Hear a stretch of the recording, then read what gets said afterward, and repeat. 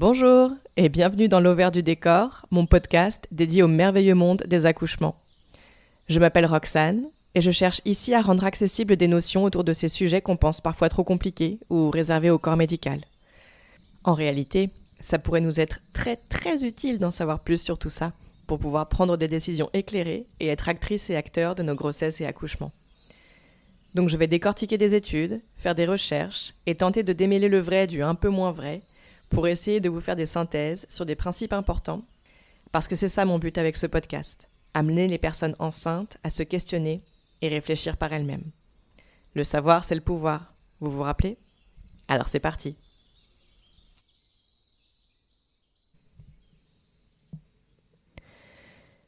Il existe plusieurs raisons qui peuvent mener une personne enceinte à se diriger vers un enfantement physiologique. Il peut y avoir une phobie de l'hôpital d'abord, ou des aiguilles, qui peuvent influencer une décision d'accoucher de manière plus naturelle. Il peut aussi s'agir d'une décision qui s'inscrit dans une démarche plus globale, de vivre de manière plus éco-consciente, dans un mode de vie où l'on consomme peu de produits animaux, une sorte de refus du système plus ou moins. On peut aussi décider d'accoucher sans péridurale parce qu'on a entendu des récits proches de soi, d'enfantement naturel ou à la maison qui se sont bien passés. Si on a été bercé par ce type de récit aussi, depuis plusieurs générations, par des mères et des grands-mères qui ont bien vécu leurs enfantements naturels. Il peut y avoir 1000 autres raisons d'ailleurs, j'imagine, qui sont propres à chacun et chacune, mais je pense que celles-ci reviennent pas mal. En tout cas, parmi les personnes défendant les enfantements physiologiques, il y a quand même un grand principe fondateur, et c'est la compréhension de ce que c'est que la cascade d'intervention. La cascade d'intervention, c'est cette formule qui explique que tout acte médical, mais j'irais même jusqu'à dire toute perturbation de la physiologie de l'accouchement, aussi minime soit-elle, aura un impact sur le reste de l'accouchement et sur ses suites immédiates, voire à plus long terme. Tout événement peut avoir une incidence sur le déroulé de l'accouchement. La cascade d'intervention, pour beaucoup, elle commence lorsque la personne en train d'accoucher quitte son domicile pour se rendre à l'hôpital. On l'a dit, l'hormone majeure de l'accouchement, celle qui assure des contractions efficaces, c'est l'ocytocine. Or, l'ocytocine, on en parlait dans l'épisode numéro 5, elle a besoin d'intimité pour être sécrétée et elle est fragile. Un peu trop d'agitation ou de stress et elle n'est plus autant sécrétée, elle devient donc moins efficace. Donc forcément, se mettre en route, s'assurer qu'on n'a rien oublié, la peur du trafic ou d'éventuels embouteillages, le lieu même de l'hôpital pas franchement hyper accueillant, l'appréhension de ne pas être suffisamment dilaté et de se faire potentiellement renvoyer chez soi, etc. Tout ça, ce sont des situations, des mini-événements qui sont bien loin de générer de l'ocytocine, évidemment, vous avez compris, et qui sont plutôt pourvoyeurs d'adrénaline. Et si vous avez bien écouté l'épisode sur les hormones, vous savez que l'adrénaline, son rôle pendant l'accouchement, c'est précisément de tout stopper. Le temps qu'on se mette à l'abri et qu'on puisse mettre bébé au monde en sécurité, là en tout cas où on sécrétera moins d'adrénaline et plus d'ocytocine. Donc ça explique notamment qu'on entende autant d'histoires d'accouchement qui ralentissent une fois les parents arrivés à l'hôpital. C'est de la logique. La cascade d'intervention, elle peut même commencer avant l'accouchement. Les contrôles que moi je trouve excessifs, type prise de sang ou échographie, sont de grandes génératrices de stress, et notamment l'échographie du 3e trimestre. À ce moment-là, le personnel médical peut diagnostiquer ce que le système appelle des gros bébés, ou alors des bébés en siège, ou alors avec un niveau de liquide amniotique qui serait insuffisant, etc. Des annonces comme ça génère évidemment beaucoup de stress, et bien souvent pour pas grand-chose, puisque les taux d'erreur sur le poids du bébé, par exemple, sont considérables. Sachant aussi que les bébés peuvent se retourner jusqu'au dernier moment, pendant l'accouchement, et puis ils peuvent de toute façon naître dans n'importe quelle position, on en parlait dans l'épisode numéro 7. Et simplement connaître le niveau de liquide amniotique présent encore in utero, eh bien ce n'est pas une information suffisante pour déterminer si un bébé est inconfortable ou s'il y a un problème quel qu'il soit. Surtout que, et je vous mets les liens en description de l'épisode, mais les études sur le sujet montrent qu'il n'existe pas de méthode fiable pour mesurer le volume de liquide amniotique in utero, qu'il peut changer d'une heure à l'autre en fonction de plein de facteurs. Donc en vrai, tout ce qu'on peut tirer d'une échographie du 3e trimestre, ce sont des suppositions, des potentielles sources de stress, génératrices donc d'adrénaline, et ça influe sur l'ocytocine et sur le bon déroulé de l'enfantement. Bon, donc la cascade d'intervention, elle peut commencer bien avant la grossesse. Le fait de se rendre à l'hôpital aussi a un fort impact sur la suite. Quoi d'autre ? Le déclenchement par injection d'hormones de synthèse, mais aussi l'augmentation du travail par ces mêmes hormones, sont des interventions qui ne sont pas sans conséquences. Les hormones de synthèse, c'est bien connu du système médical, elles génèrent des contractions qui sont beaucoup plus intenses que les contractions naturelles. Elles sont beaucoup plus fortes et beaucoup plus rapprochées. Ça veut dire qu'elles laissent donc moins de répit à la personne en train d'accoucher, mais aussi au fœtus. Il est donc fréquent d'observer un phénomène de détresse fœtale, de rythme cardiaque inquiétant, suite à l'utilisation d'hormones de synthèse. Or, qu'est-ce qu'on cherche à faire quand on sent que le bébé est en difficulté ? On cherche à le faire sortir au plus vite, évidemment, et bien souvent la seule solution, ça devient la césarienne.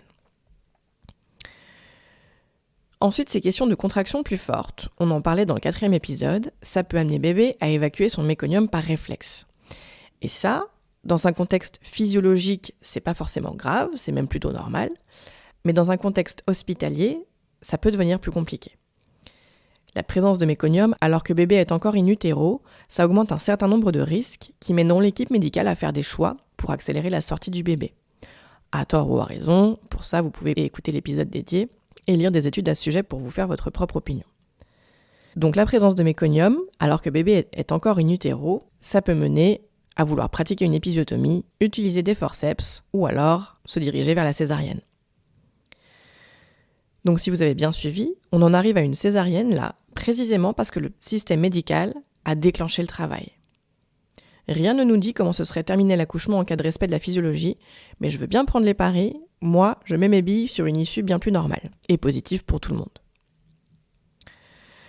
Ensuite la péridurale. J'y dédierai un épisode, mais on va en toucher un mot ici aussi quand même, parce que c'est important. La péridurale, elle est problématique pour plusieurs raisons. D'abord, le fait de rester allongé. Ça entraîne une moins bonne mobilité du bassin, donc une moins bonne ouverture. On sait aujourd'hui que la position gynécologique est une hérésie physiologique et que cette position ne permet pas une progression naturelle efficace du bébé pour naître par voie basse. Ça reste évidemment possible, on voit bien qu'il y a des bébés qui naissent de cette manière-là, mais les chances de blocage ou de soucis sont grandement accrues dans cette position. Ensuite, l'anesthésiant en lui-même.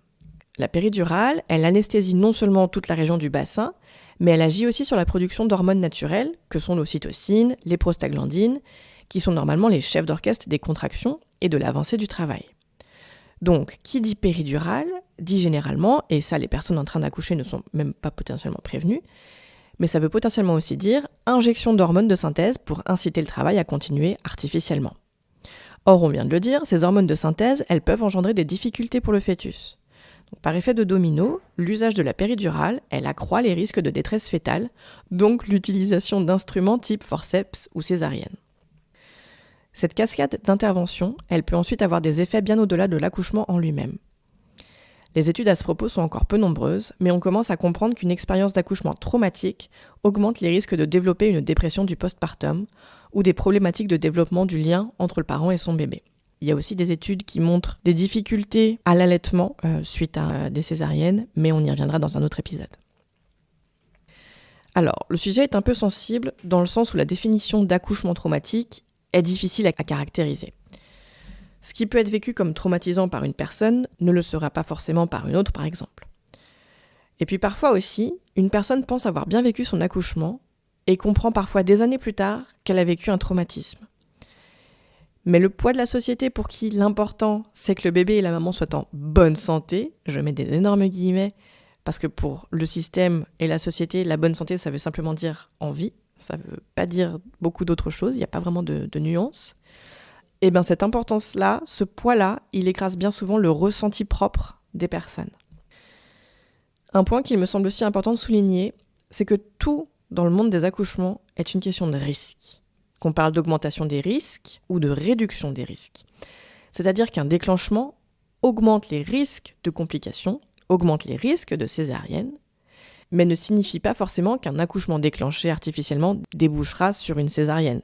C'est juste une augmentation des risques. Donc oui, vous avez peut-être bien vécu votre accouchement déclenché, il n'y a peut-être pas eu de problème, c'est peut-être le cas de votre tante ou d'une amie, mais les statistiques montrent une augmentation des risques. Et cette notion, elle est hyper importante parce qu'elle est fondatrice de tout raisonnement qui doit mener à une prise de décision. Mais dans le monde médical, on dirait qu'elle n'est valable qu'à sens unique. On dirait que cette notion d'augmentation de risque, elle est valable que lorsqu'elle arrange le système. Typiquement, on incite les personnes enceintes à accoucher à l'hôpital, alors que les études prouvent noir sur blanc qu'il est plus dangereux d'accoucher à l'hôpital que chez soi, là où les interventions ne seront plus possibles.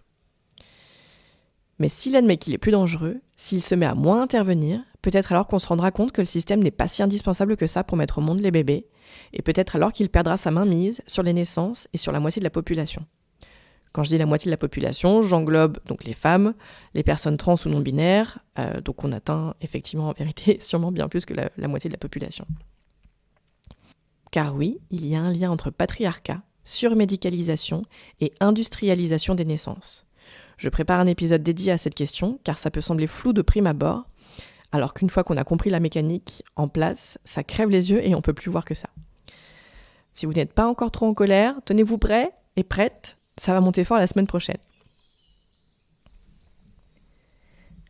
Vous venez d'écouter L'Ovaire du décor. Si vous avez aimé cet épisode, la meilleure manière de le dire est de poster un avis 5 étoiles sur votre plateforme d'écoute.